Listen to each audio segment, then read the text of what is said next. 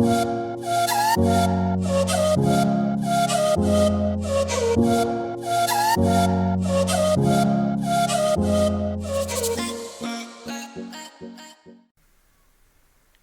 विद्यार्थी मित्रांनो, आजच्या या वेब लेक्चरमध्ये तुम्हा सर्वांचं हार्दिक असं स्वागत. आजच्या या वेब लेक्चरमध्ये आपण इतिहास हा विषय घेऊन आलेलो आहोत. आता इतिहासाबद्दल तर सगळ्यांना माहिती आहेच, किंवा आत्तापर्यंत 4थी पासून 9वी पर्यंत आपण इतिहासाच्या वेगवेगळ्या टप्प्यांचा अभ्यास केलेला होता. जसा थोडासा पाठीमागे जाऊन आढावा घ्यायचा झाला तर इयत्ता 4थीमध्ये छत्रपती शिवाजी महाराजांचा आपण इतिहास अभ्यासला, म्हणजे मध्ययुगीन कालखंडाचा इतिहास आपण अभ्यासला. इयत्ता 5वीमध्ये परिसर अभ्यास 2 या विषयाच्या माध्यमातून आपण पृथ्वीची उत्क्रांती, मानवाच्या उत्क्रांतीचे विविध टप्पे, त्याचबरोबर मानव समाजप्रिय कसा झाला, मानवानं समाजाची निर्मिती कशा पद्धतीने केली याचा अभ्यास आपण त्या ठिकाणी केला. इयत्ता 6वीचा विचार केला तर इयत्ता 6वीच्या इतिहासाच्या विषयामध्ये आपण भारताच्या प्राचीन संस्कृतीचा अभ्यास केला, म्हणजे प्राचीन भारतीय इतिहासाचा आपण अभ्यास केला. त्यामध्ये भारतामध्ये भारताची संस्कृती, भारताची परंपरा, विविध धर्म, त्या धर्माची तत्त्व, या सगळ्याचा आपण अभ्यास इयत्ता 6वीमध्ये केला. 7वीमध्ये मध्ययुगीन भारताचा अभ्यास केला. या मध्ययुगीन भारताचा अभ्यास करत असताना मध्ययुगीन भारतामध्ये छोटी छोटी राज्य किती होती, त्यानंतर वेगवेगळी परकीय आक्रमणं, त्या आक्रमणातनं स्थानिक संस्थांनी दिलेला त्या आक्रमणांना दिलेला संघर्ष, त्या आक्रमणांविरोधात केलेला प्रतिकार, त्याचबरोबर छत्रपती शिवाजी महाराजांचा राज्याचा आढावा, एक आदर्श राज्यकर्ता कसा होता त्याचा आपण अभ्यास केला. त्याचबरोबर मध्ययुगीन कालखंडामध्येच लोकजीवन, समाजजीवन, आर्थिक, सामाजिक, राजकीय परिस्थिती कशी होती याचा देखील अभ्यास आपण इयत्ता 7वीच्या इतिहासाच्या माध्यमातून केला. 8वीमध्ये भारतीय स्वातंत्र्य चळवळीचा आपण अभ्यास केला. त्यामध्ये भारतानं स्वातंत्र्यप्राप्तीसाठी कशा पद्धतीनं धडपड केली, संघर्ष केला, त्या संघर्षाची कहाणी आपण त्यामध्ये अभ्यासली. आणि इयत्ता 9वीमध्ये स्वातंत्र्यानंतर भारत देश हा जो आपण आत्ताचा भारत देश बघतोय, तो आत्ताचा भारत देश कसा निर्माण झाला त्याचा इतिहास आपण इयत्ता 9वीच्या इतिहासामध्ये पाहिलेला आहे.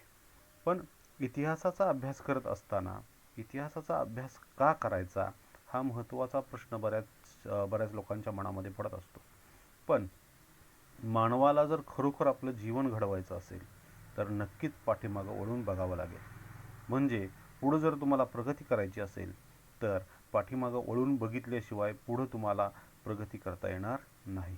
जसं की पाठीमागं आपण जो भूतकाळ घालवलेला आहे त्या भूतकाळामध्ये आपल्या पूर्वजांनी म्हणा, किंवा आपल्या पाठीमागच्या पिढ्यांनी म्हणा, किंवा आपण म्हणा, ज्या काय चुका केलेल्या होत्या त्या चुका दुरुस्त करायच्या आहेत, किंवा ज्या काय कृती केल्यात त्या कृतींची परत पुनरावृत्ती करायची आहे. आणि मग आपण ह्या सगळ्यांचा अभ्यास केल्यानंतरच आपलं भविष्य त्या ठिकाणी आपण चांगल्या पद्धतीने घडवू शकतो. म्हणून इतिहास हा विषय अत्यंत महत्त्वाचा आहे. लोकांमध्ये संस्कार, संस्कृती, परंपरा या जर रुजवायच्या असतील, योग्य मूल्य लोकांमध्ये रुजवायचे असतील तर इतिहासाचा अभ्यास हा नक्कीच महत्त्वाचा असतो. थोडक्यात काय तर इतिहास हा मानव घडवण्याचं काम करत असतो, देश घडवण्याचं काम या ठिकाणी करत असतो. म्हणून आपल्याला इतिहास मित्रांनो अभ्यासायचा आहे. तर इयत्ता 10वीचा आपण इतिहास या लेक्चरच्या माध्यमातून आपण अभ्यासणार आहोत. आता इयत्ता 10वीच्या इतिहासामध्ये आपण ह्या वर्षी नवीन काय शिकणार आहोत तर इतिहास लिहिला कसा जातो, तुमच्यातूनच काही इतिहास संशोधक निर्माण व्हावे, त्यात विद्यार्थ्यांनी करिअर करावं. थोडक्यात हा 10वीचा इतिहास हा करिअर ओरिएंटेड इतिहास आहे. म्हणजे भविष्य घडवण्यासाठी मदतीला येणारा इतिहास इयत्ता 10वीचा इतिहास आहे. त्या माध्यमातून तुमच्यातूनच चांगले इतिहास संशोधक निर्माण व्हावेत, अभ्यासक निर्माण व्हावेत, हा हेतू लक्षात घेऊन इतिहासामध्ये काही धडे त्या ठिकाणी दिलेले आहेत. त्याचबरोबर याच इतिहासामध्ये उपयोजित इतिहास शिकायचा आहे. म्हणजे काय तर इतिहासाचा उपयोग करून आपलं भविष्य कशा पद्धतीने घडवता येईल हे त्यामध्ये दिलेलं आहे. तसेच भारतीय कलांचा इतिहास असेल, खेळांचा इतिहास असेल, पर्यटन असेल, संस्कृती असेल, चित्रपट असतील, नाटकं असतील, ह्या सगळ्या गोष्टींचा इतिहास आपल्याला अभ्यासून आपलं भविष्य आपल्याला भविष्यामध्ये काय करायचं आहे याचं मार्गदर्शन या इतिहासाच्या माध्यमातून आपल्या या वर्षी आपल्याला त्या ठिकाणी करायचं आहे. त्याचबरोबर इतिहासाबरोबर आणखीन एक आपला विषय आहे तो म्हणजे जसा पाठीमागच्या इयत्तांपर्यंत होता इतिहास आणि नागरिकशास्त्र 8वीपर्यंत, इयत्ता 9वीमध्ये मात्र इतिहास आणि राज्यशास्त्र आपण हा विषय घेतला. नागरिकशास्त्र आणि राज्यशास्त्र एकाच नाण्याच्या दोन बाजू आहेत. म्हणजे नागरिकशास्त्राचा अभ्यासक्रमच हा पुढच्या टप्प्यामध्ये आपल्याला शिकायचा आहे राज्यशास्त्राच्या माध्यमातून. आता हा राज्यशास्त्र विषय का शिकायचा आहे?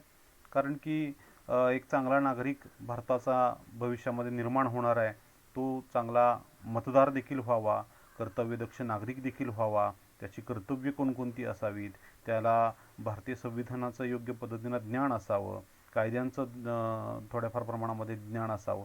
ह्या सगळ्या गोष्टींचा अभ्यास जर या विद्यार्थ्यांनी जर केला तर नक्कीच भविष्यातला एक चांगला नागरिक या राज्यशास्त्राच्या विषयाच्या माध्यमातून घडेल, एक चांगला मतदार घडेल, चांगली सत्ता निवडून देईल आणि देशाच्या प्रगतीमध्ये हातभार लावेल. म्हणून ह्या वर्षीच्या राज्यशास्त्राच्या इतिहासामध्ये आपण संविधानाची वाटचाल पहिल्या धड्यामध्ये अभ्यासणार आहोत. त्याचबरोबर निवडणूक प्रक्रिया कशा पद्धतीनं घेतली जाते ते अभ्यासणार आहोत. राजकीय पक्ष भारतामध्ये कोणकोणते आहेत ते अभ्यासणार आहोत. सामाजिक व राजकीय चळवळी आत्तापर्यंत कोणत्या झाल्या आणि भारतीय लोकशाही समोरील आव्हाने कोणती आहेत, असे 5 घटक या राज्यशास्त्रामध्ये आपल्याला अभ्यासायचे आहेत. त्यामध्ये ह्या राज्यशास्त्राच्या विषयाची सुरुवात ही संविधानाची वाटचाल या धड्यातनं केलेली आहे. तर संविधानाची वाटचाल या धड्याचा जर विचार केला तर संविधान आणि संविधानाबद्दलची माहिती आपण 7वीच्या 8वीच्या नागरिकशास्त्राच्या विषयातनं केलेली आहे. तुम्हाला सर्वांना माहिती आहे संविधानाची निर्मिती कशी केली. आता मला पटपट सांगा बघू कमेंट्समध्ये की संविधानाची निर्मिती करत असताना कोणत्या एका सभेची निर्मिती केली होती. कमेंट्समध्ये टाका. संविधान सभेची निर्मिती केली होती, बरोबर. त्याचबरोबर संविधान सभेचे अध्यक्ष कोण होते ही काही नावं जी महत्त्वाची नावं आहेत संविधानाच्या दृष्टिकोनातून ज्या लोकांचं ज्या थोर नेत्यांचं योगदान होतं त्या थोर नेत्यांची नावं तुम्हाला माहिती असणं अतिशय आवश्यक आहे. जसं की संविधान सभेचे अध्यक्ष कोण होते तर डॉक्टर राजेंद्र प्रसाद हे होते. त्याचबरोबर संविधान निर्मितीमध्ये अत्यंत महत्त्वाचं योगदान देणारी व्यक्ती कोण तर डॉक्टर बाबासाहेब आंबेडकर हे होते. त्यामुळे काही लोकांची नावं ही आपण कधीही विसरता कामा नये आणि या लोकांमुळेच त्यात आणखीन डॉक्टर बाबासाहेब आंबेडकरांचं योगदान तर आपण कधीही विसरणार नाही आहोत. त्यांचं महत्त्व आपल्या सगळ्यांनाच माहिती आहे. तर आंबेडकरांनी हे संविधान अतिशय उत्कृष्ट पद्धतीनं निर्माण करून आपल्या जनतेपुढे ठेवलं आणि या संविधानाच्या माध्यमातून आता आपण राज्यकारभार करत आहोत. आता संविधान म्हणजे काय हे सांगायची मला नाही वाटत तुम्हाला काय आवश्यकता आहे. तुम्हाला माहिती आहे संविधान म्हणजे एक नियमावली आहे. देश चालवण्यासाठी राज्यकारभार करण्यासाठी जे नियमांची आवश्यकता असते ते नियम लिखित स्वरूपामध्ये या ग्रंथामध्ये दिलेले आहेत. ते आपलं संविधान आणि या संविधानाला आपलं संविधान असं आपण म्हणतो. का म्हणतो? कारण ते आपलं आहे, ते दुसऱ्या देशाचं नाही आहे, आपल्या लोकांनी तयार केलेलं आहे. आपलं राज्य चालवण्यासाठी ते संविधान तयार केलेलं आहे. आता हे संविधान तयार करत असताना काही महत्त्वाच्या तारखा देखील तुमच्या लक्षात असणं गरजेचं आहे. जसं मी नेहमी विद्यार्थ्यांना सांगतो की 3 तारखा आपल्या कधीही लक्षात न गेल्या नाही पाहिजेत. म्हणजे त्यातली पहिली तारीख म्हणजे 15 ऑगस्ट 1947. काय असतं 15 ऑगस्ट 1947ला तुम्हाला सर्वांना माहिती आहे. भारतीय स्वातंत्र्य दिन, म्हणजे ज्या दिवशी भारताला स्वातंत्र्य मिळालं तो दिवस. त्याचबरोबर दुसरी तारीख आहे ती म्हणजे 26 नोव्हेंबर 1949. 26 नोव्हेंबर 1949ला काय झालं बरं? तर 26 नोव्हेंबर 1949 दिवशी डॉक्टर बाबासाहेब आंबेडकर यांनी हे संविधान सभेपुढं मांडलं आणि संविधान सभेनं ते संविधान स्वीकारलं, ही ती तारीख. म्हणून 26 नोव्हेंबर हा दिवस आपण संविधान दिन म्हणून साजरा करतो. आता संविधान तुम्हाला बऱ्याच वेळेस काही प्रश्न लोक विचारतील किंवा पुढं केव्हा येतील. संविधान दिन कोणत्या दिवशी साजरा करतो तर ती तारीख तुम्हाला सांगता आली पाहिजे, 26 नोव्हेंबर, बरोबर. संविधान दिन आपण का साजरा करतो जर असं एखाद्याने विचारलं तरी तुम्हाला सांगता आलं पाहिजे की 26 नोव्हेंबर 1949 रोजी संविधान सभेनं संविधान स्वीकारलं ती तारीख म्हणून आपण त्या दिवशी संविधान दिन हा साजरा करतो. त्याचबरोबर त्याच्या लगेच पुढच्या 1.5 महिन्यामध्येच दिलेल्या त्या स्वीकारलेल्या संविधानानुसार आपण राज्यकारभार करायला सुरुवात केली. ती तारीख म्हणजे 26 जानेवारी 1950. 26 जानेवारी 1950 या दिवसापासून आपण त्या संविधानाचा अवलंब करून संविधानानुसार राज्यकारभार करायला सुरुवात केली. तो दिवस म्हणजे थोडक्यात काय, प्रत्यक्ष आलेलं प्रजेचं राज्य म्हणून तो दिवस आपण प्रजासत्ताक दिन म्हणून साजरा करतो. म्हणून ह्या 3 तारखा, कुठल्या तारखा, 15 ऑगस्ट, 26 नोव्हेंबर आणि 26 जानेवारी, ह्या 3 तारखांचं महत्त्व तुम्हा सर्वांना माहिती असायला पाहिजे. त्या 3 तारखांचा फरक म्हणजे कोणत्या दिवशी कोणत्या तारखांना काय काय घडलं, ह्या सगळ्या गोष्टींची माहिती तुम्हाला असणं आवश्यक आहे. तर संविधानाची निर्मिती कशा पद्धतीनं झाली त्याचा एक लेखाजोखा दाखवणारा एक व्हिडिओ तुम्हाला या ठिकाणी आता मी दाखवतोय. एक 5 मिनिटाचा व्हिडिओ असेल, तो बघा आणि नंतर मग आपण आपल्या या राज्यशास्त्राच्या पहिल्या धड्याला सुरुवात करणार आहोत. तो धडा म्हणजे संविधानाची वाटचाल. पहा हा व्हिडिओ. पण संविधान कशा पद्धतीनं निर्माण झालं त्याचा इतिहास आपण बघितला. तर आता आपल्याला संविधानाची वाटचाल या घटकाला सुरुवात करायची आहे. आपल्या धड्याचं नाव आहे संविधानाची वाटचाल, इयत्ता 10वी, विषय राज्यशास्त्र. त्यामध्ये पहिला मुद्दा येतोय भारतीय संविधान. आता भारतीय संविधानाची आत्ता आपण माहिती बघितलीच. त्यामध्ये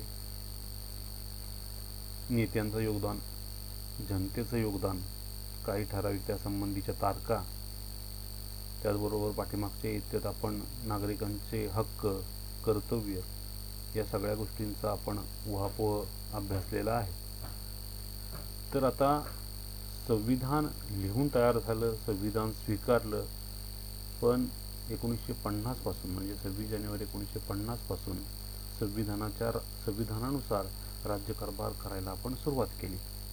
पण या संविधानाची वाटचाल कशा पद्धतीनं असायला हवी, त्यासाठी कोणकोणते घटक लक्षात घ्यायला हवे, नागरिकांचं नक्की कर्तव्य काय आहे किंवा नागरिकांनी काय करायचं आहे, राज्यकर्त्यांनी काय करायचं आहे, या सगळ्या गोष्टींचा अभ्यास आपल्याला या धड्यामध्ये करायचा आहे.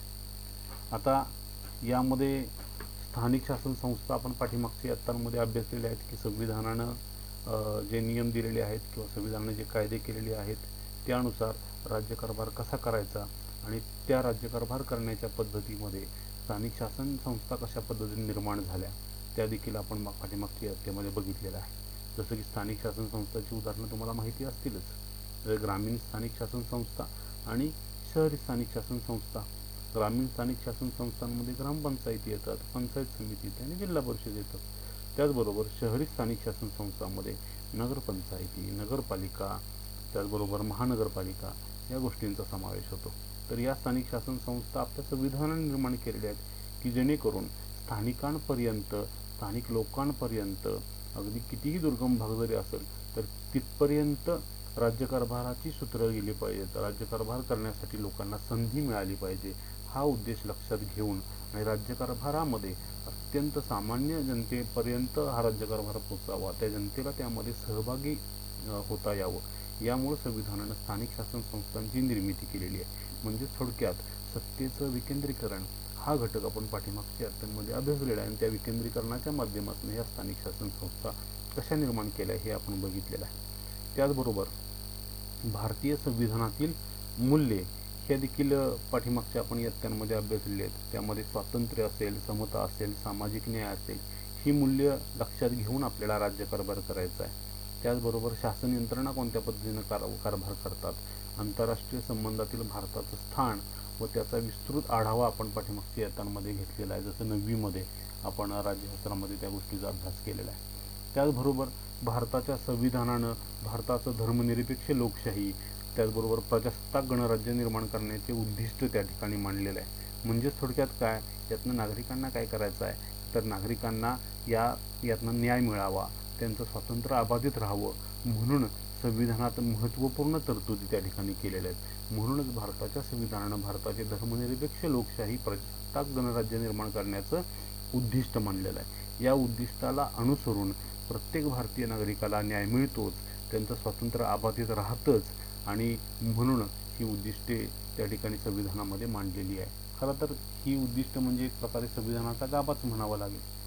संविधान हे सामाजिक न्यायावर आणि समतेवर आधारलेला एक प्रागतिक विकसित समाज निर्माण करण्यासाठीचं एक महत्त्वपूर्ण साधन आहे. म्हणजे आपल्याला जर विकसित समाज तयार करायचा असेल, प्रगतशील समाज तयार करायचा असेल, आपल्या परंपरा संस्कृती जपण्याचा म्हणजेच प्रागतिक विकसित समाज निर्माण करायचा जर असेल, तर आपल्याला हे संविधान अतिशय उपयुक्त पद्धतीनं त्या ठिकाणी असणार आहे आणि अतिशय महत्त्वपूर्ण भूमिका त्या ठिकाणी बजावणार असणार आहे. परंतु एक गोष्ट मित्रांनो लक्षात ठेवा, ती गोष्ट म्हणजे काय, संविधान कितीही उत्तम जर असलं तर ते संविधान चालवणारी जनता व्यवस्थित नसेल किंवा योग्य नसेल तर त्या संविधानाचा काही एक उपयोग होत नाही. हे मी म्हणत नाही, हे डॉक्टर बाबासाहेब आंबेडकर म्हणतात. डॉक्टर बाबासाहेब आंबेडकरांनी ज्यावेळेस संविधान संविधान सभेमध्ये मांडलं त्यावेळेस बाबासाहेब आंबेडकरांचं कौतुक खूप झालं होतं, म्हणून त्यांनी हे वाक्य त्या ठिकाणी उच्चारलं. त्यांनी संविधान सभेला सांगितलं की संविधान कितीही उच्च प्रतीचं जर असेल पण ते संविधान चालवणारी लोक जर चांगली नसतील तर त्या संविधानाचा काही एक उपयोग नाही. पण संविधान कितीही कमकुवत असेल परंतु ते संविधान चालवणारी जनता जर हुशार असेल, प्रगल्भ असेल, आपल्या देशाचा विकास आणि प्रगती या गोष्टींचा विचार करणारी जर असेल तर नक्कीच ते कमकुवत संविधान देखील उत्तम प्रतीचं त्या ठिकाणी सक्षम पद्धतीचं ठरू शकतं. म्हणून संविधान कशा पद्धतीनं जनता चालवते, राज्यकर्ते चालवतात, हे महत्त्वपूर्ण बाबी आपल्याला लक्षात घ्यायचे आहे मित्रांनो. त्याचबरोबर नागरिकांना न्याय आणि स्वातंत्र्य देण्याबाबत संविधानात महत्त्वाच्या तरतुदी करण्यात आलेल्या आहेत आणि त्या दृष्टिकोनातून भारतीय नागरिकांना न्याय मिळतो आणि स्वातंत्र्य भारतीयांचं अबाधित राहतं. हे निव्वळ आणि निव्वळ कशामुळं, तर आपल्या संविधानामुळं. तर हा आशय 3 मुद्द्यांपुरता मर्यादित आहे. म्हणजे या घटकामध्ये संविधानाची वाटचाल 3 मुद्द्यातून आपल्याला बघायची आहे. त्यामध्ये पहिला मुद्दा आहे लोकशाही, दुसरा मुद्दा आहे सामाजिक न्याय व समता आणि तिसरा मुद्दा आहे न्यायव्यवस्था. तर या 3 मुद्द्यातून आपल्याला या घटकाचा अभ्यास करायचा आहे आणि संविधानाची वाटचाल कशा पद्धतीनं आपल्याला करता येईल, संविधान आपलं कशा पद्धतीने सक्षम करता येईल ते आपल्याला या 3 मुद्द्यातून अभ्यासायचं आहे. त्यामध्ये पहिला मुद्दा येतो तो म्हणजे लोकशाहीचा. आता लोकशाही म्हणजे काय हे तुम्हा सर्वांना माहिती आहे. नागरिकांसाठी म्हणजे लोकांसाठी चालवलेलं राज्य त्याला आपण लोकशाही म्हणतो की ते लोकांचं आहे. म्हणजे थोडक्यात काय, गणराज्य आहे. थोडक्यात राज्य व्यवस्थेचे मित्रांनो 3 प्रकार पडतात. एक राजेशाही, दुसरी सामंतशाही किंवा त्याला उमरावशाही आपण म्हणतो आणि तिसरी गणराज्य. गणराज्य म्हणजे लोकशाही.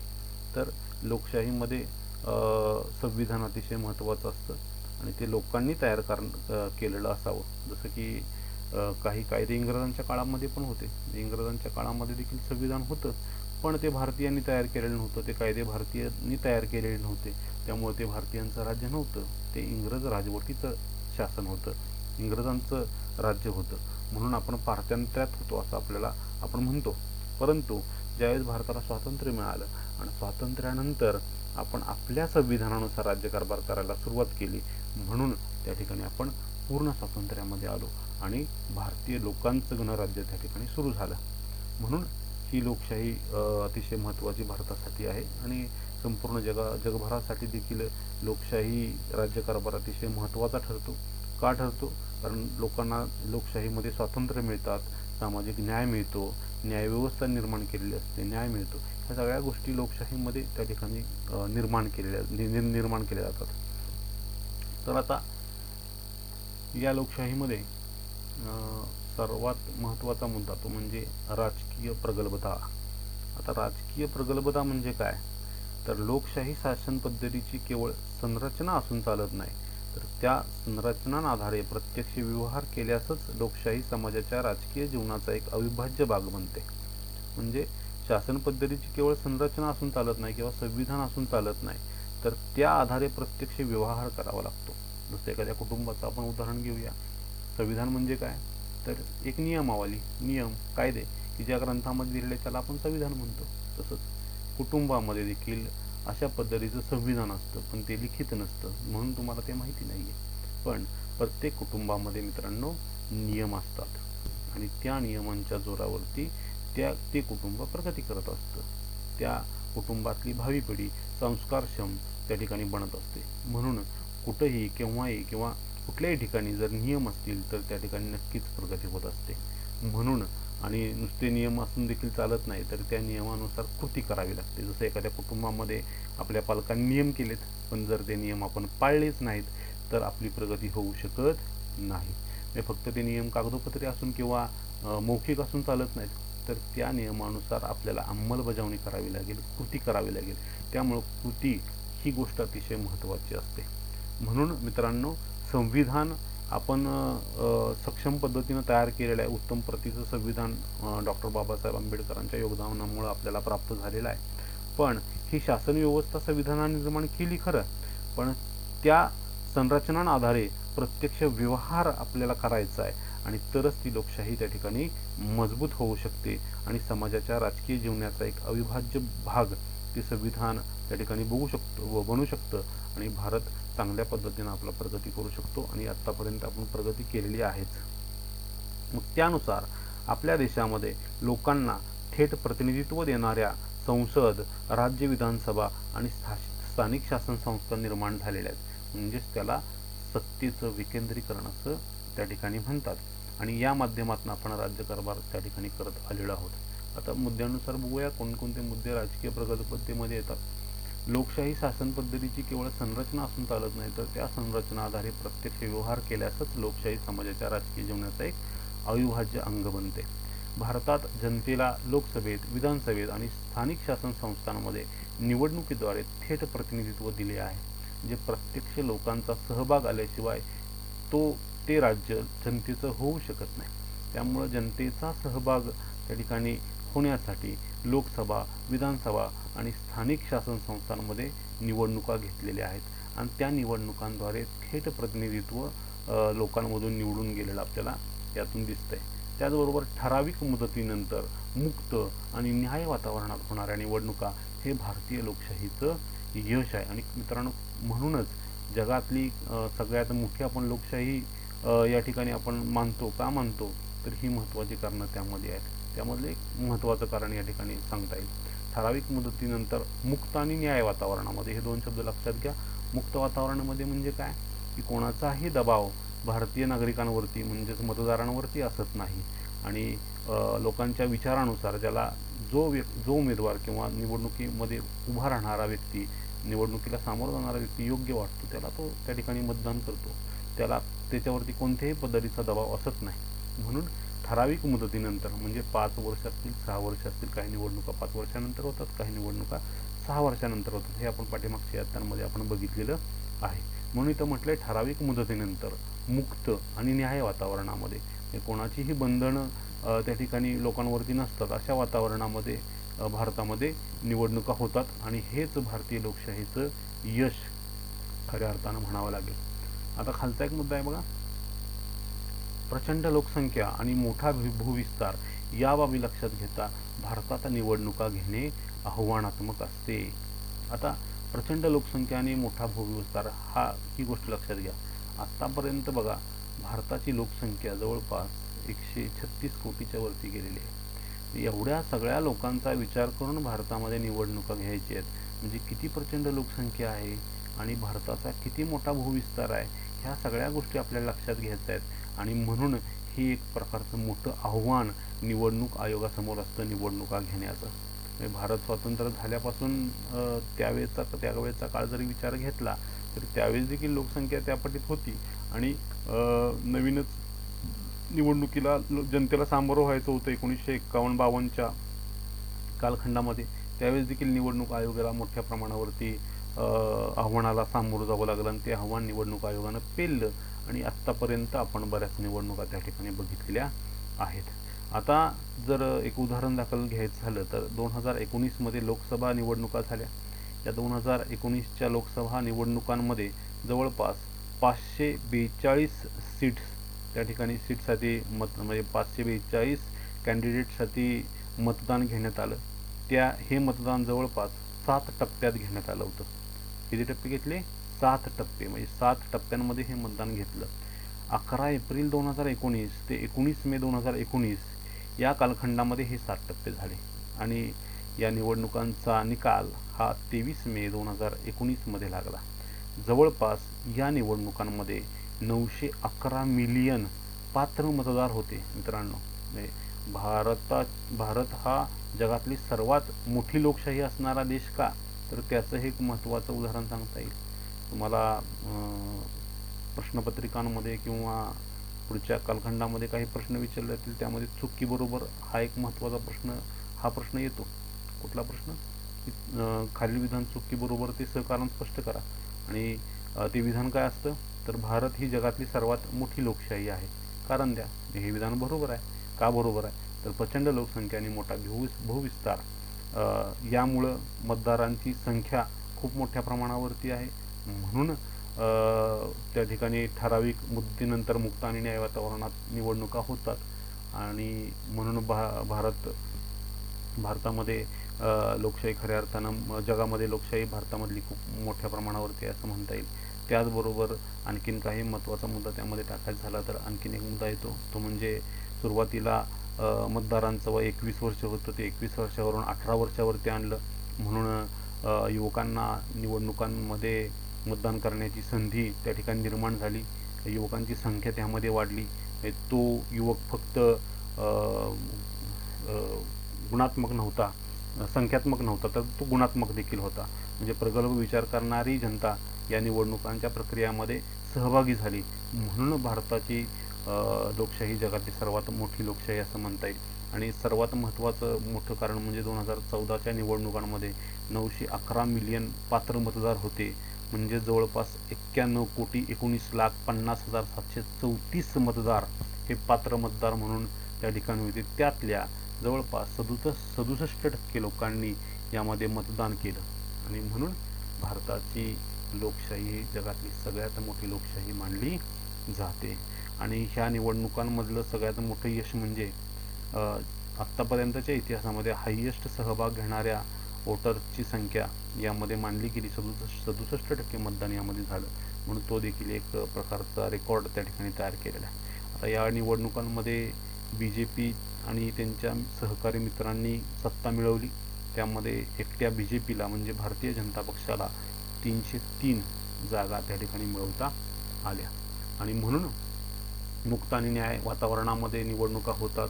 वेगवेगळ्या सत्ता, वेगवेगळे पक्ष सत्तेमध्ये येत असतात. हेच खरं भारतीय लोकशाहीचं यश मानावं लागेल. कोणत्याच एका सत्ताधीशाचा राज्यकारभार पूर्णतः भारतावरती आलेला नाही. सत्ता बदल होतो, याचाच अर्थ भारतीय लोकशाहीचं हे एक यश आहे. लोकांना जर एखादा सत्ताधीश आवडला नाही किंवा एखादा पक्ष आवडला नाही, तर त्याला पुन्हा 5 वर्षानंतर ती संधी भेटते आणि चुकीत दुरुस्ती करता त्या ठिकाणी त्याला येते. म्हणून जगातली सगळ्यात मोठी लोकशाही भारताची लोकशाही मानली जाते. हे लक्षात घ्या मित्रांनो. त्याचबरोबर पुढचा मुद्दा आहे सार्वजनिक धोरण आणि समस्या यांसंबंधी निश्चित भूमिका घेऊन नागरिक मतदान करतात. त्यामुळे भारतीय नागरिकांच्या राजकीय जाणीवा प्रगल्भ झालेल्या असतात. आपला मुद्दाच आहे राजकीय प्रगल्भता. लोकांमध्ये जर राजकीय प्रगल्भता असेल तर नक्कीच तो चांगला उमेदवार निवडून देऊ शकतो आणि चांगले राज्यकर्ते सत्तेमध्ये येऊ शकतात. पण मात्र राजकीय प्रगल्भता लोकांमध्ये जर नसेल, मतदारांमध्ये नसेल, तर योग्य उमेदवार निवडून जाणार नाही आणि तो भारताचा विचार करणार नाही, भारतीय लोकांचा विचार करणार नाही. म्हणून सार्वजनिक धोरण, समस्या या सगळ्यांची जाणीव ज्या उमेदवारामध्ये असते आणि ज्या नागरिकांमध्ये असते ते प्रक्रिया योग्य पद्धतीनं पूर्ण करतात. नागरिक योग्य व्यक्तीला मतदान करतात आणि योग्य व्यक्ती सत्तेमध्ये चांगल्या पद्धतीने निवडून जाते आणि भारताचा राज्यकारभार चांगल्या पद्धतीने ते करू शकेल. अशा पद्धतीची व्यवस्था आपल्या संविधानानं तयार केलेली आहे. परंतु राजकीय प्रगल्भता लोकांमध्ये येणं हे अतिशय अपेक्षित आहे. म्हणूनच तुम्हासारख्या या शालेय अभ्यासक्रमामध्ये राज्यशास्त्रासारखा विषय आणून तुमच्या बालमनामध्ये राजकीय प्रगल्भता आत्तापासूनच निर्माण व्हावी आणि भविष्यामध्ये ज्यावेळेस तुम्ही मतदार व्हाल, तो एक मतदार राजकीय प्रगल्भ मतदार असेल, अशा पद्धतीचा आशय आपल्या या अभ्यासक्रमामध्ये आहे. आणि या अभ्यासक्रमाच्या जोरावरच तुम्ही राजकीय प्रगल्भ होणार आहात आणि भारताला एक सक्षम सत्ता भविष्यामध्ये द्याल. किंवा पुढं भविष्यामध्ये चांगल्या पद्धतीने प्रगती करणाऱ्या पक्षांना तुम्ही मतदान कराल ही अपेक्षा यातनं त्या ठिकाणी येते. त्याचबरोबर मताधिकारासंबंधी काही मुद्दे आहेत ते लक्षात घेऊया. भारतीय संविधानाने प्रौढ मताधिकार पद्धतीचा स्वीकार केला आहे. प्रौढ मताधिकार म्हणजे काय की जी व्यक्ती प्रौढ आहे. प्रौढ कोण असतं? 18 वर्षे ज्या व्यक्तीला पूर्ण असतात तो व्यक्ती प्रौढ असतो. म्हणून भारतीय संविधानाने प्रौढ मताधिकार पद्धतीचा स्वीकार केलेला आहे. आता इथं काय म्हटलं बघा, सुरुवातीस सर्व स्त्री पुरुषांना मतदानासाठीची असलेली वयाची पात्रता अट 21 वरून 18 वर्षे पूर्ण अशी केली गेली. जसं मगाशी एक प्रश्न विचारला होता बघा, जगातली सगळ्यात मोठी लोकशाही भारताची आहे, हे विधान चूक आहे की बरोबर आहे? आणि त्याचं कारण द्यायचं आहे, तर हे कारण आपण त्या ठिकाणी देऊ शकतो. सुरुवातीस सर्व स्त्री पुरुषांना मतदानासाठीची असलेली वयाची पात्रता अट 21 वरून 18 वर्षे पूर्ण अशी केली गेली. वयाची पात्रता अट कमी केल्यामुळे मतदानाचा अधिकार व्यापक बनला. काय म्हटला? व्यापक बनला. म्हणजे जास्तीत जास्त युवकांची संख्या या मतदारांमध्ये झाली आणि मतदानाचा अधिकार काय झाला? व्यापक झाला. त्यामुळे मोठ्या प्रमाणात युवा वर्गाला राजकीय अवकाश म्हणजे काय? अधिकार. त्यामुळे मोठ्या प्रमाणात युवा वर्गाला राजकीय अधिकार प्राप्त झाला आणि लोकशाहीची व्याप्ती वाढवणाऱ्या या अधिकारामुळे भारतीय लोकशाही ही जगातली सर्वात मोठी लोकशाही बनली आहे. ही तुम्ही 2-3 कारणं त्या ठिकाणी देऊ शकता. किमान 2 मार्काला हा प्रश्न असतो मित्रांनो, चूक की बरोबर. चूक की बरोबर हे लिहिलं की 1 मार्क आणि खाली एखादं कारण लिहिलं की 1 मार्क, अशी 2 मार्क मिळवण्याची संधी तुम्हाला असते.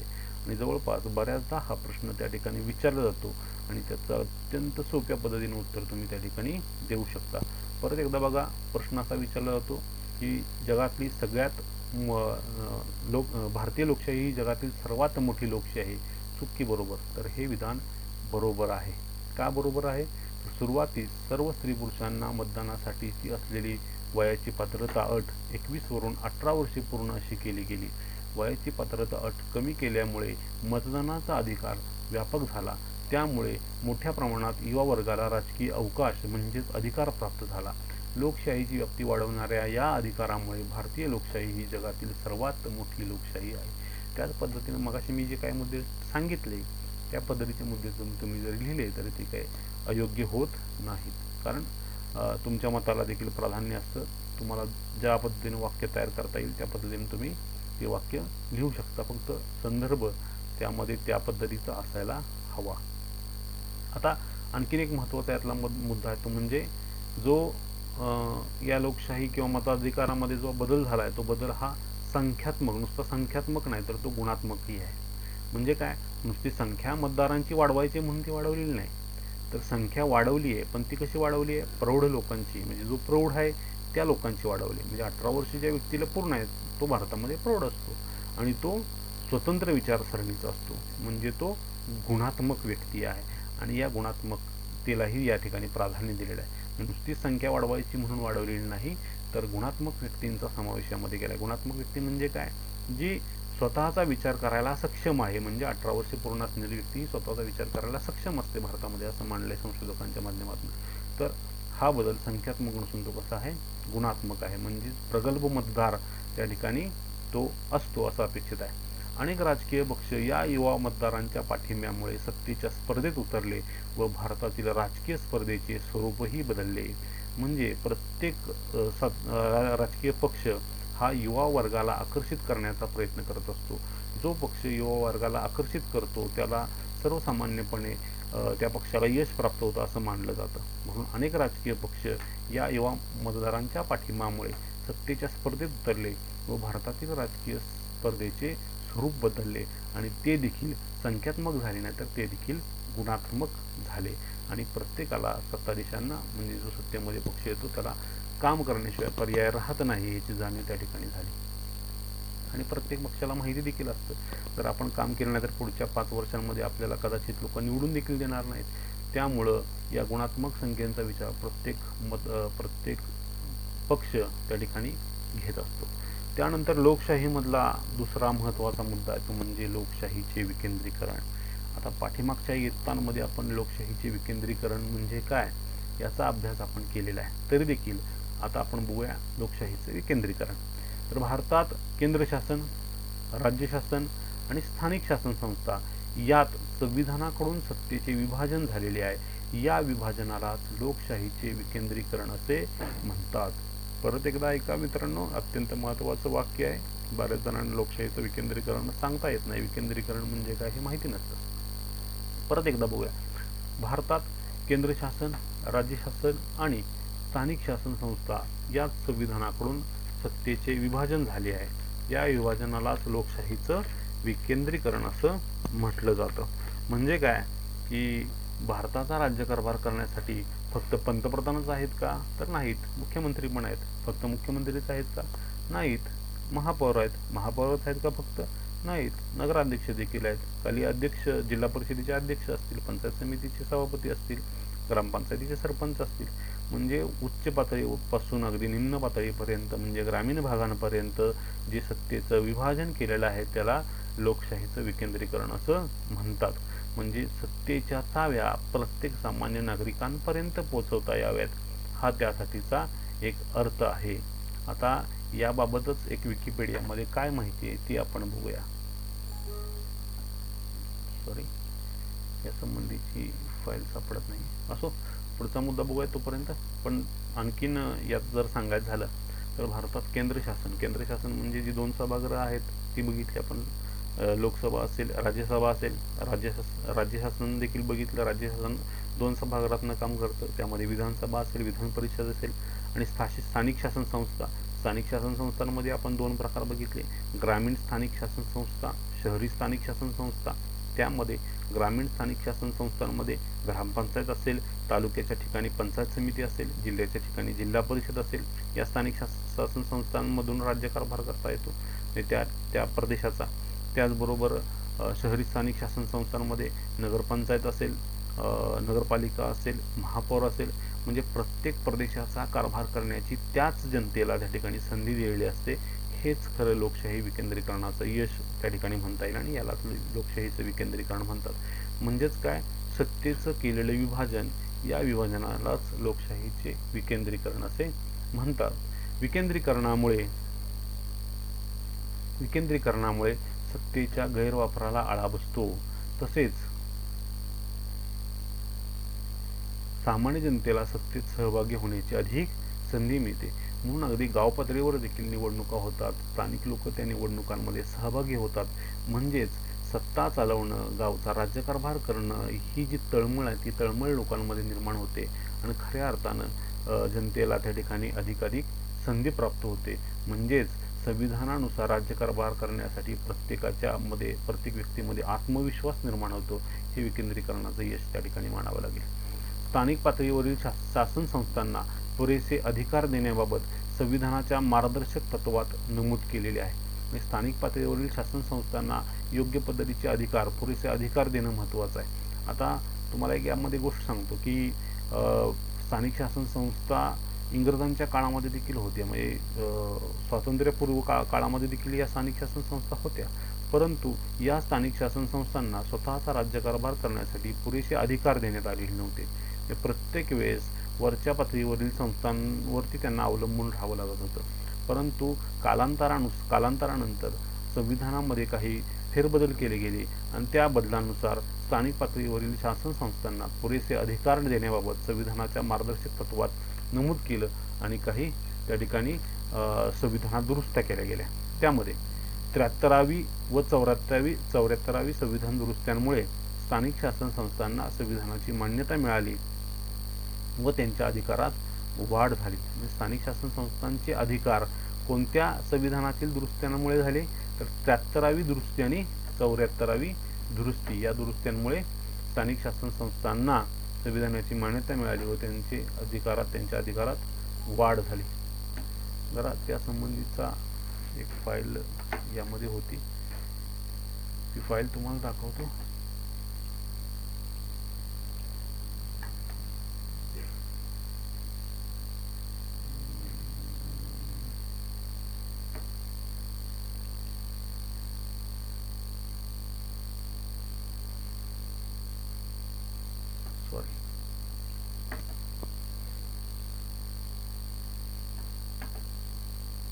असो, असो, ह्या 73 आणि 74व्या दुरुस्त्यांवरती आपण पुन्हा चर्चा करूया.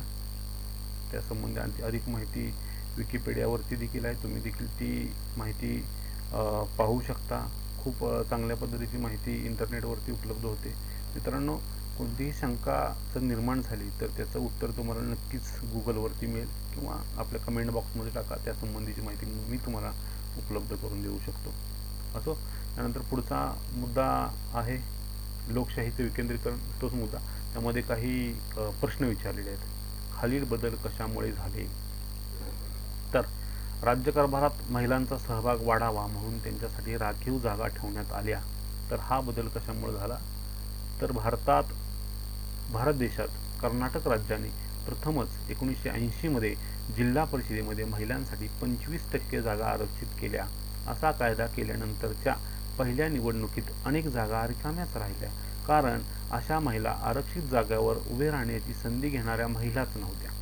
त्याचबरोबर 1987 ओरिसाने महिलांसाठी 33% आरक्षण केले. केंद्र सरकारनं 73वी घटनादुरुस्ती करून जेव्हा महिला आरक्षण लागू केले त्यापूर्वीच या राज्यांनी त्या दिशेने जाणारी पावले टाकली होती. केंद्र सरकारनं हे कायदे करायच्या अगोदरच राज्य सरकारने अशा पद्धतीचे कायदे आणून महिलांना या राज्यकारभारामध्ये संधी मिळावी या दृष्टिकोनातून कायदे केलेले आपल्याला दिसतात. जसं की भारताची प्राचीन संस्कृतीचा जर अभ्यास केला तर भारत हा पुरुषप्रधान देश असं मानलं जातं, परंतु स्वातंत्र्यानंतर महिलांना देखील प्रत्येक गोष्टीमध्ये पुरुषाच्या खांद्याला खांदा लावून राज्यकारभार करावा, कोणत्याही क्षेत्रामध्ये पावले टाकावीत यासाठीचे अनेक राज्यांनी देशांनी प्रयत्न केलेले आहेत. आणि त्याचमध्ये विशेषतः राज्यकारभार फक्त पुरुषांनीच का करावा, महिलांचा त्यामध्ये समावेश का असू नये असे प्रश्न उपस्थित केले जाऊ लागले.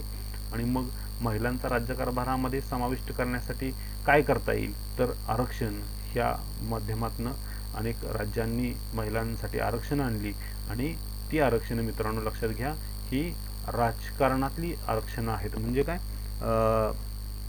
राजकारणात राज्यकारभारात महिलांचा सहभाग वाढावा त्या संबंधीच्या आरक्षणाबद्दल आपण बोलतोय.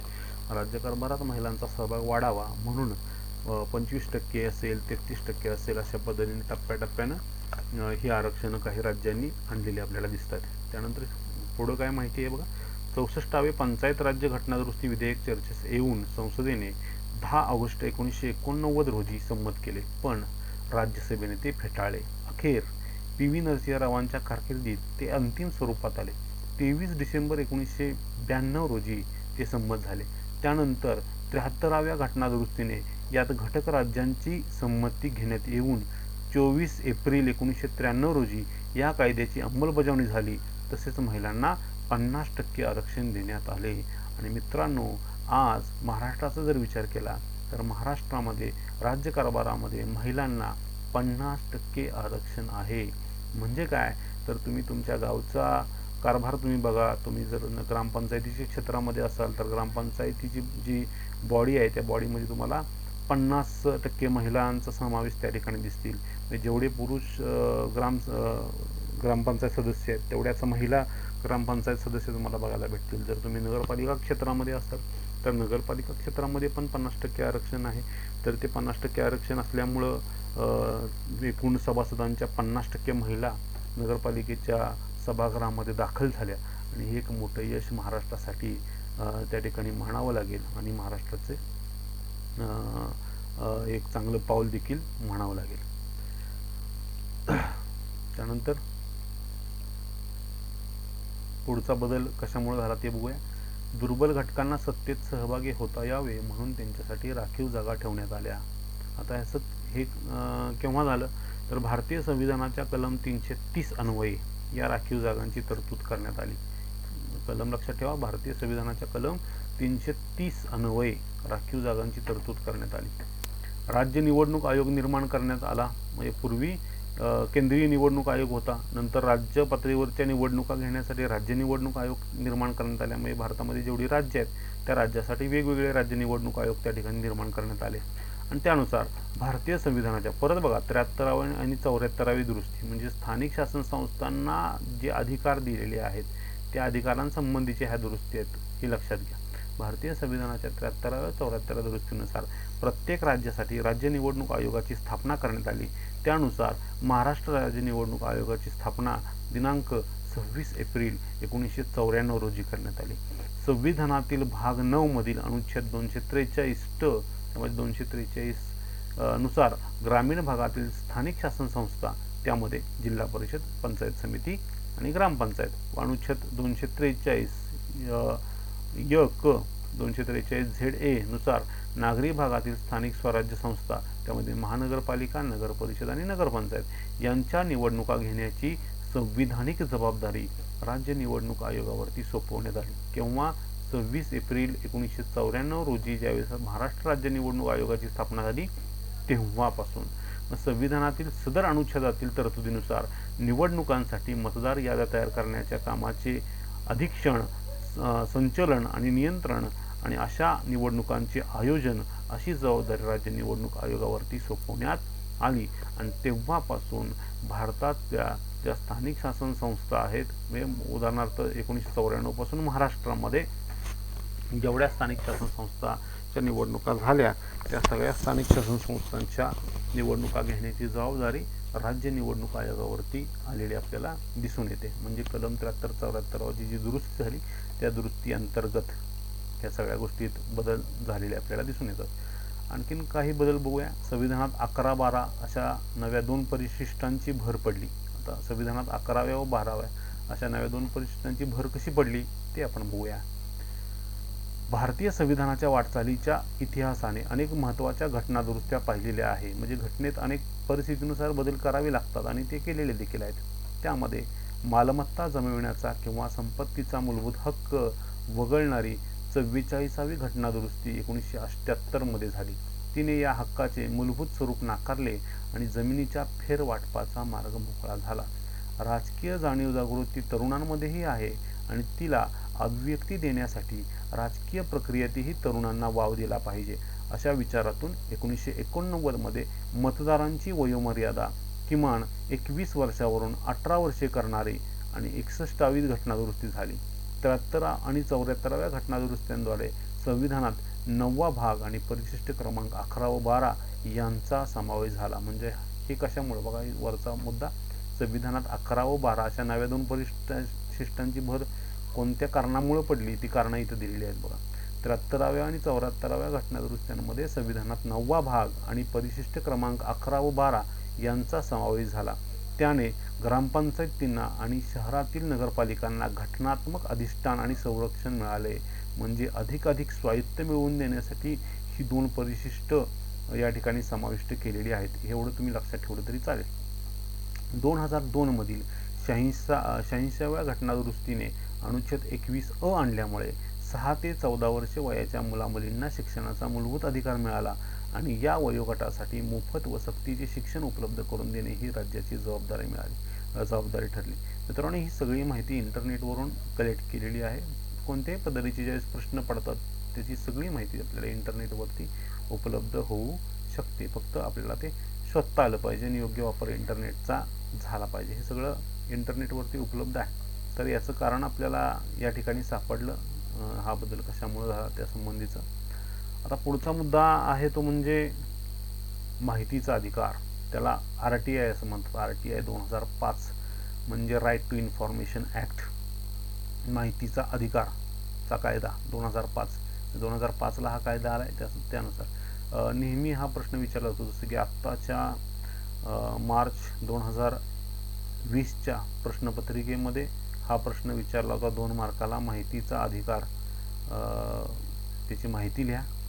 तर माहितीचा अधिकार म्हणजे माहितीचा अधिकार कायदा काय आहे ते तुम्हाला या मुद्द्यातनं समजेल. बघा काय म्हटलंय, शासन व नागरिक यांच्यात जितके अंतर कमी आणि संवाद जास्त त्या प्रमाणात लोकशाही प्रक्रिया सकस आणि सदृढ होते. म्हणजे लोकशाही मजबूत करायची असेल, ती पोषक करायची असेल, सदृढ करायची असेल, सकस करायची असेल तर शासन आणि राज्यकर्ते म्हणजे राज्य चालवणारी लोक, अधिकारी असतील किंवा राज्यकर्ते असतील, ते आणि नागरिकां यामध्ये जेवढं अंतर कमी आणि संवाद जास्त त्या प्रमाणात लोकशाहीची प्रक्रिया सकस आणि सदृढ होत जाते. म्हणून हा कायदा तयार करण्यापाठीमागचा हा एक महत्त्वाचा उद्देश त्या ठिकाणी म्हणावा लागेल. हा एक मुद्दा तुम्ही घेऊ शकता. त्याचबरोबर दुसरा मुद्दा, शासनाच्या कारभारात पारदर्शकता आणि उत्तरदायित्वाची जाण यावी म्हणून भारतीय नागरिकांना माहितीचा अधिकार देण्यात आला. हे वाक्य अतिशय महत्त्वाचं आहे. म्हणजे ज्यावेळेस नागरिकांना शासन काय करतंय याची माहिती लेखी स्वरूपामध्ये त्या ठिकाणी मिळते, त्यावेळेस नक्कीच शासकीय अधिकारी असो किंवा राज्यकर्ते असो हे जनतेला उत्तरदायी असतात याची जाण या राज्यकर्त्यांमध्ये येते, अधिकाऱ्यांमध्ये येते आणि म्हणून भारतीय नागरिकांना माहितीचा अधिकार देण्यात आलेला आहे. म्हणजे शासनाच्या कारभारामध्ये पारदर्शकता त्याशिवाय येत नाही. जसं की शासन व जनता यांच्यात सुसंवाद निर्माण व्हावा व परस्पर विश्वास वाढावा यासाठी अधिकार हा उपयुक्त ठरतो. त्याचबरोबर या अधिकारामुळे शासनाचे व्यवहार खुले होऊन कारभारातील गोपनीयता कमी होण्यास त्या ठिकाणी मदत झालेली आहे. सर्वसाधारणपणे या माहितीच्या अधिकाराचा अर्थ सांगायचा जर झाला तर एखाद्या शासकीय कार्यालयामध्ये एखाद्या गोष्टीचं कामकाज कसं चालतं किंवा एखादी गोष्ट कशा पद्धतीनं ती पूर्ण केली याची जर तुम्हाला माहिती घ्यायची असेल तर आपण माहितीचा अधिकार या अधिकाराचा वापर करून ती माहिती मिळवण्याचा अधिकार आपल्याला त्या ठिकाणी आहे. आणि प्रत्येक शासकीय किंवा कार्यालय तो नागरिकांना ती माहिती पुरवण्यासाठी कंपल्सरी असतं, असा त्या माहितीच्या अधिकाराचा खरा अर्थ आहे. मित्रांनो, एक साधं उदाहरण तुम्हाला द्यायचं झालं तर समजा एखादा अमुक रस्ता पूर्ण झालेला आहे आणि जर तुम्हाला वाटलं की हा रस्ता निकृष्ट दर्जाचा झालेला आहे, पण या रस्त्यामध्ये टेंडर किंवा जे काम कुणी केलं हे जर तुम्हाला माहिती नसेल आणि ती माहिती करून घ्यायचं असेल किंवा तो रस्ता किती फूट उंचीचा, त्याची खडी किती टाकली, डांबर किती, म्हणजे रस्त्याची प्रोसेस कशा पद्धतीनं त्या ठिकाणी त्या स्थानिक शासन संस्थेने करून घेतली, ही सगळी प्रोसेस जर तुम्हाला जाणून घ्यायची असेल तर तुम्ही संबंधित कार्यालयामध्ये जाऊन, समजा ग्रामपंचायतीच्या अखत्यारीमधला जर तो रस्ता असेल तर तुम्ही ग्रामपंचायतीमध्ये जाऊन माहितीचा अधिकार वापरून त्या रस्त्याविषयीच्या कामकाजाची संपूर्ण माहिती मागवू शकता आणि तुम्हाला ती ग्रामपंचायत नक्कीच ह्या अधिकारामुळं त्या संबंधीची माहिती तुम्हाला नक्कीच त्या ठिकाणी पुरवत असते. जर तुम्हाला ती माहिती संबंधित कार्यालयानं नकार दिला तर त्याच्यावरती देखील वेगवेगळे टप्पे आहेत. त्या टप्प्यांवरती जाऊन आपण त्या संबंधीची तक्रार देऊ शकतो आणि नंतर त्याच्यावरती योग्य ती कारवाई त्या ठिकाणी होते आणि तुम्हाला प्रत्येक माहिती त्या ऑफिस संबंधी किंवा त्या कार्यालयासंबंधी कोणत्याही पद्धतीची माहिती जर मिळवायची जर असेल किंवा शासकीय कारभार कशा पद्धतीने होतो हे जर तुम्हाला माहिती करायची जर असेल तर तुम्हाला या माहितीच्या अधिकारामार्फत तुम्हाला ती माहिती मिळवण्याचा अधिकार त्या ठिकाणी आहे. म्हणून माहितीच्या अधिकारामुळं शासन आणि नागरिक यांच्यामध्ये अंतर हे कमी झालं आणि संवाद हा जास्त झाला. त्यामुळं राज्यकर्ते हे जाणीवपूर्वक चांगल्या पद्धतीचा कारभार करण्यासाठी सक्षम झाले आणि ते नक्कीच जनतेला उत्तरदायित्व आहेत याची जाणीव देखील या अधिकाऱ्यांमध्ये आणि राज्यकर्त्यांमध्ये झाली. म्हणून हा माहितीचा अधिकार मित्रांनो अतिशय महत्त्वाचा आहे. म्हणजे काय तर एकूण माहितीच्या अधिकारामुळं कुठलीही गोपनीयता राज्यकारभारामध्ये राहिलेली नाही. कोणत्याही पद्धतीची माहिती आपण त्या ठिकाणी मिळवू शकतो. जसं निवडणुकांमध्ये एखादा उमेदवार उभा राहिला आहे तर त्यानं ज्या निवडणूक अर्जामध्ये स्वतःच्या संपत्तीचं विवरण केलं जातं आणि तुमच्यापर्यंत ते विवरण पोचलं नाही तर तुम्ही ते माहितीच्या अधिकारात चा वापर करून त्या उमेदवाराची संपत्ती किती आहे हे मागवू शकता आणि तुम्हाला ती माहिती होऊ शकते. म्हणजे असं कोणत्याही गोष्टीमध्ये तुम्हाला जर माहिती करून घ्यायची असेल की सरकारी दप्तरामध्ये अमुक गोष्ट कशा पद्धतीनं घडत गेली किंवा त्याचं विवरण तुम्हाला पाहिजे असेल तर नक्कीच तुम्हाला ते विवरण त्या शासकीय कार्यालयाला द्यावं लागतं.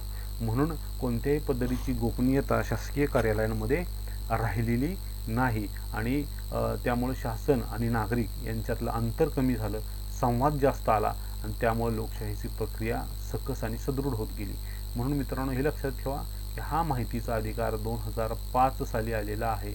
त्याला असं राईट टू इन्फॉर्मेशन ॲक्ट.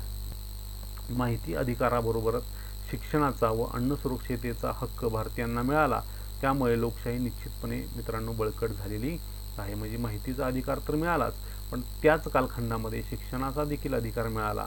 म्हणजे सक्तीचं शिक्षण, प्राथमिक शिक्षण त्या ठिकाणी झालं. प्रत्येक नागरिकाला शिक्षणाची संधी उपलब्ध झाली आणि ती सक्तीची देखील त्या ठिकाणी केली. अन्न सुरक्षेचा हक्क भारतीयांना मिळाला आणि लोकशाही निश्चितपणे बळकट झाली. त्यानंतर पुढचा मुद्दा आहे तो म्हणजे हक्काधारित दृष्टिकोन, त्याला राईट बेस्ड अप्रोच असं देखील म्हटलं जातं. हक्काधारित दृष्टिकोन, आता काय आहे हक्काधारित दृष्टिकोन ते बघूया. भारताचे लोकशाहीकरण व्हावे म्हणून स्वातंत्र्योत्तर काळामध्ये अनेक सुधारणा झाल्या. त्यामध्ये इसवी सन 2000 पर्यंत या सुधारणा देताना नागरिकांकडे लाभार्थी म्हणूनच पाहिले गेले. 2000 पर्यंत ज्या सुविधा सरकारच्या नागरिकांपर्यंत पोचायच्या त्या सुविधा फक्त लाभार्थी म्हणूनच पोचल्या जायच्या, म्हणजे नागरिक हे लाभार्थी झाले थोडक्यात. पण नंतर सुधारणा मात्र नागरिकांचे हक्क आहेत हा नवीन दृष्टिकोन स्वीकारला गेला. म्हणजे लाभार्थी हा दृष्टिकोन 2000च्या पूर्वी हा मागे पडला, पण 2000 नंतर मात्र ह्या लाभार्थ्यांकडेच हा नागरिकांचा हक्क आहे असं पाहिलं जाऊ लागलं. म्हणजे त्याचा लाभार्थी राहिलेले नाही आहेत, तो नागरिकांचा हक्क आहे. म्हणजे कोणतीही शासकीय योजना ज्यावेळेस नागरिकांमध्ये राबवली जाते त्यावेळेस तो त्याला दिलेला लाभ असा म्हणून ती योजना दिली जात नाही, तर तो त्या नागरिकांचा हक्कच आहे म्हणून ती योजना दिली जाते. जसं की एखादी रोजगार हमी योजना, म्हणजे रोजगार हमी योजना आहे ती नागरिक लाभार्थी म्हणून सरकारनं दिली असा अर्थ 2000 पूर्वी व्हायचा, परंतु 2000 नंतर मात्र रोजगार हमी योजना ही योजना एक नागरिकांचा हक्कच आहे, रोजगार मिळवण्याचा हक्क, रोजगार उपलब्ध करून देण्याचा हक्कच आहे. आणि म्हणून हक्काधारित दृष्टिकोन सरकारमध्ये निर्माण झाला, जनतेमध्ये निर्माण झाला आणि 2000 नंतरचा दृष्टिकोन नागरिकांकडे बघण्याचा दृष्टिकोन हा बदलला गेला. म्हणून इथं म्हटलं आहे नंतर सुधारणा मात्र नागरिकांचे हक्कच आहेत हा नवीन दृष्टिकोन त्या ठिकाणी स्वीकारला गेला. या दृष्टिकोनामुळे माहितीचा, शिक्षणाचा, अन्न सुरक्षेचा हक्क हे नागरिकांचे हक्क मानले गेले. म्हणजे माहितीचा अधिकार हा एक नागरिकांना मिळालेला लाभ नाही, तो हक्क आहे. शिक्षण दिलं गेलं लोकांना, तो लाभ नाही आहे, तो हक्क आहे. अन्न सुरक्षा म्हणजे प्रत्येकाला जगण्यासाठीचा हक्क, त्यांना अन्नधान्य पुरवण्यासंबंधीचे शासनाची जबाबदारी, हे लाभ नसून ते नागरिकांचे हक्कच आहेत. अशा पद्धतीचा एक बदललेला दृष्टिकोन, हक्काधारित दृष्टिकोन आपण त्या ठिकाणी बघतोय. आणि हा हक्काधारित दृष्टिकोन 2000 नंतर खऱ्या अर्थानं निर्माण झाला. हक्काधारित दृष्टिकोनामुळे भारतीय लोकशाही बळकट झाली आणि एक सक्षम भारत निर्माण होण्यास त्या ठिकाणी मदत झाली. आता मित्रांनो, लोकशाही हा कन्सेप्ट, हा मुद्दा आपला यातला संपलेला आहे. आता त्याच्यावर आधारित आपण मूल्यमापनाचा भाग बघणार आहोत. आता मूल्यमापन काय आहे तर दिलेल्या पर्यायांपैकी योग्य पर्याय निवडून विधाने पुन्हा लिहा असा प्रश्न तुम्हाला विचारला जातो. राज्यशास्त्रामध्ये प्रश्न 6वा 2 गुणांसाठी विचारला जातो, लक्षात घ्या. आणि जरा प्रश्न नीट जर तुम्ही वाचला, काय प्रश्न आहे, दिलेल्या पर्यायापैकी योग्य पर्याय निवडून विधाने पुन्हा लिहा. म्हणजे खाली तुम्हाला रिकामी जागा दिलेली असते, बरेच विद्यार्थी फक्त उत्तर लिहित असतात, ते पूर्ण विधान लिहित नाहीत. मित्रांनो, प्रश्नामध्येच दिलं आहे दिलेल्या पर्यायांपैकी योग्य पर्याय निवडून विधाने पुन्हा लिहायचे आहेत, म्हणजे ते विधान तुम्हाला पुन्हा लिहायचं आहे, तरच तुम्हाला तो संपूर्ण मार्क त्या ठिकाणी मिळणार आहे. आता पहिली रिकामी जागा काय आहे, म्हणजे पहिलं विधान काय आहे तर लोकशाहीचा गाभा म्हणजे टिंब टिंब होय. आता कमेंट्समध्ये उत्तर टाकायचं किंवा खाली पर्याय बघा. पहिला पर्याय प्रौढ मताधिकार, दुसरा पर्याय सत्तेचे विकेंद्रीकरण, तिसरा पर्याय राखीव जागांचे धोरण आणि चौथा पर्याय आहे न्यायालयीन निर्णय. कमेंट्समध्ये टाका उत्तर याचं. लोकशाहीचा गाभा म्हणजे टिंब टिंब होय, तर तुम्हाला उत्तरपत्रिकेमध्ये हे विधान पूर्ण लिहायचं आहे आणि जी रिकामी जागा आहे ती तुम्ही निवडाल त्या रिकामी जागेखाली अंडरलाईन करायची की जेणेकरून तपासणाऱ्याला ते पटकन रिकामी जागा तुम्ही कोणती दिली ती सहजरित्या वाचता येईल. आता काय सांगा बरं याचं उत्तर बघा. लोकशाहीचा गाभा म्हणजे सत्तेचे विकेंद्रीकरण होय. नेहमी आणि हमखास विचारला जाणारा हा एक प्रश्न आहे मित्रांनो. दुसरी रिकामी जागा, भारतात 26 जानेवारी 1950 पासून टिंबटिंब राज्यकारभार करण्यास सुरुवात झाली. कमेंट्समध्ये उत्तर टाकायची. काय उत्तर आहेत बघा, काय उत्तर येईल बघा. पर्याय बघा काय आहेत. अ आकडा राष्ट्रपतींच्या आदेशानुसार, ब आकडा संसदेच्या कायद्यानुसार, क आकडा संविधानानुसार, ड आकडा न्यायालयाच्या आदेशानुसार. काय उत्तर येईल सांगा बरं. भारतात 26 जानेवारी 1950 पासून संविधानानुसार राज्यकारभार करण्यास सुरुवात झाली. कशानुसार? संविधानानुसार. हे लक्षात ठेवायचं आहे.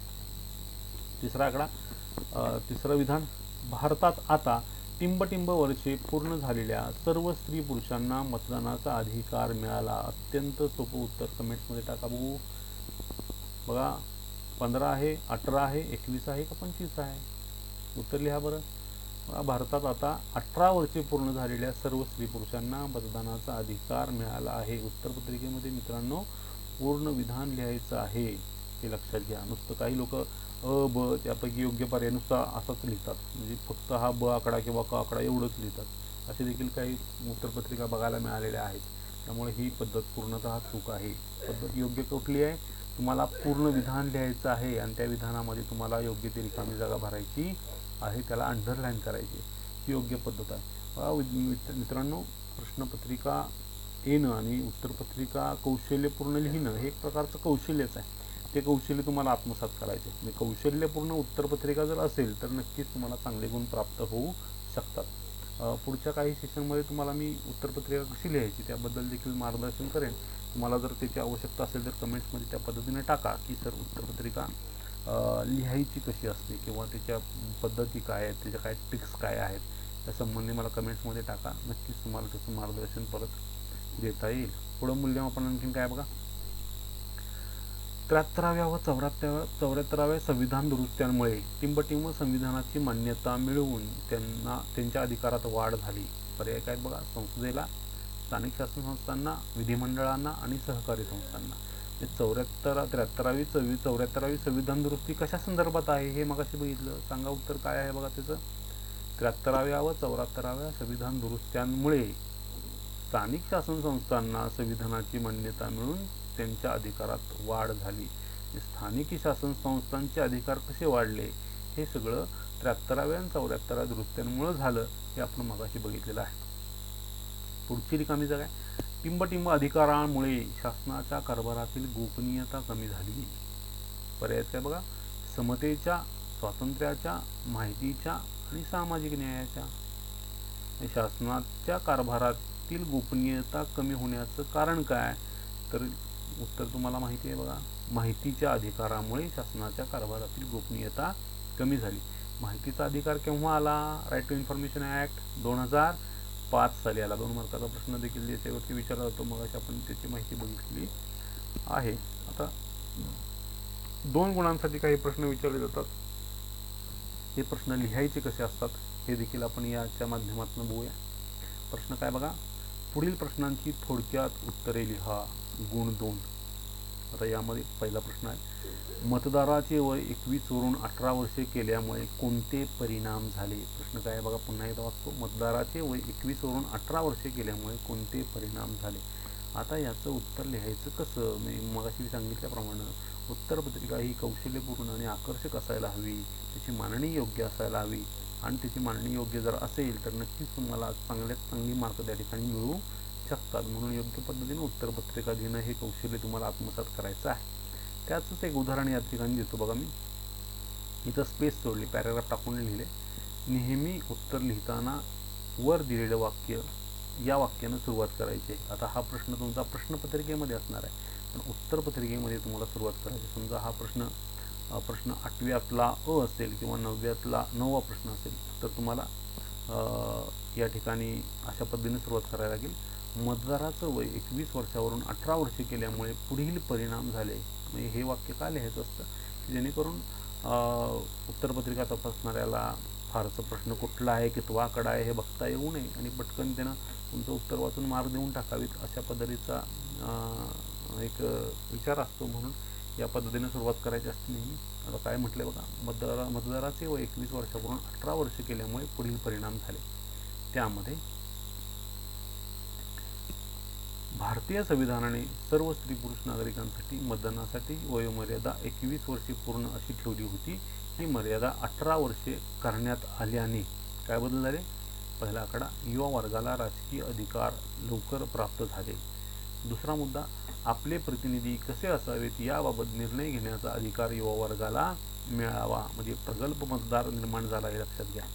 तिसरा मुद्दा, यामुळे भारतीय लोकशाहीची व्याप्ती वाढून ती जगातील सर्वात मोठी लोकशाही बनली, म्हणजे संख्या वाढली. पण ती संख्या संख्यात्मक आहे का? नाही, ती कशी आहे? गुणात्मक आहे. त्याचबरोबर शेवटचा आणि चौथा आकडा आल्या, या निर्णयामुळे भारतीय लोकशाही अधिक परिपक्व बनली, युवा वर्गाच्या राजकीय जाणीवा अधिक प्रगल्भ होण्यास मदत झाली. अशा पद्धतीनं 4 मुद्दे किमान तुम्ही मित्रांनो द्या.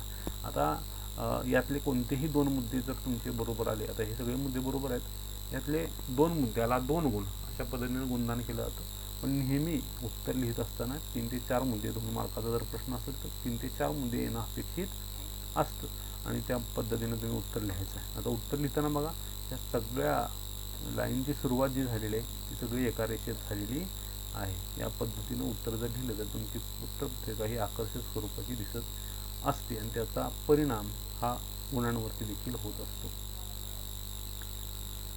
ठीक आहे मित्रांनो, संविधानाची वाटचाल यामध्ये 3 जे संविधानाच्या वाटचालीसंबंधीचे आशय होते त्यामधला पहिला आशय लोकशाहीचा आपण बघितला. आता दुसरा आशय आपल्याला बघायचा आहे तो म्हणजे सामाजिक न्याय व समता. परंतु सामाजिक न्याय व समता हा आपण पुढच्या वेब लेक्चरमध्ये बघणार आहोत. तत्पूर्वी मला रजा द्या. धन्यवाद.